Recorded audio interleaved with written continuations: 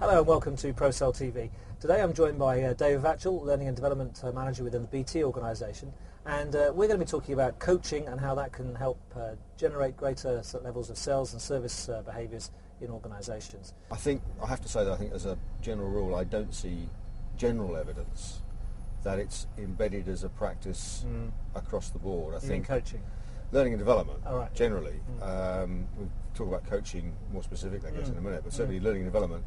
There is still a lot of lip service paid to it. It's still a necessary evil in a lot of organisations that I'm aware of. Yeah. More and more are beginning to see it as being strategic, but still it's a long way to go before it really becomes embedded as a fundamental part of practice. The role of the first line manager is probably the most critical of all when it comes to people's behaviour.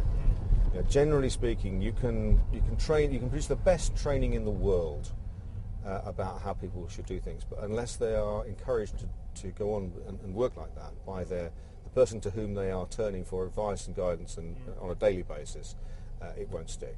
So I think the first line manager as a coach is probably the hinge point for a huge amount of organisational behaviour, particularly with customers.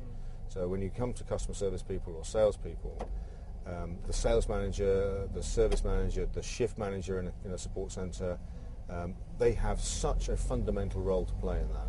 And the way in which they approach that is absolutely fundamental as well.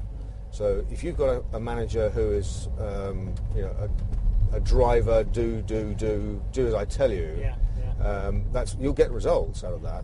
But you'll also tend to find that the reaction of the people within the organisation tend to be less good, if you like, less self-driven, less intrinsic than if the manager has a more coaching and facilitative style. Now, I know that sometimes coaching is seen as a bit of a soft touch, as a bit of a soft approach to doing things. But I think that's a mistake by people. I mean, coaching, I think it's Mary Cantor, I can't remember who it was, wrote a book called Executive Coaching with Backbone and Heart. Right. I think it's such a great title because if you don't have backbone as well as heart in coaching, then the coaching is very, very less than fully efficient. And it has to have both. I think that's true of all learning and development, all performance improvement issues. You have to have strength as well as softness with it. So, David Vatchell, thank you ever so much for your time today. Very much appreciated.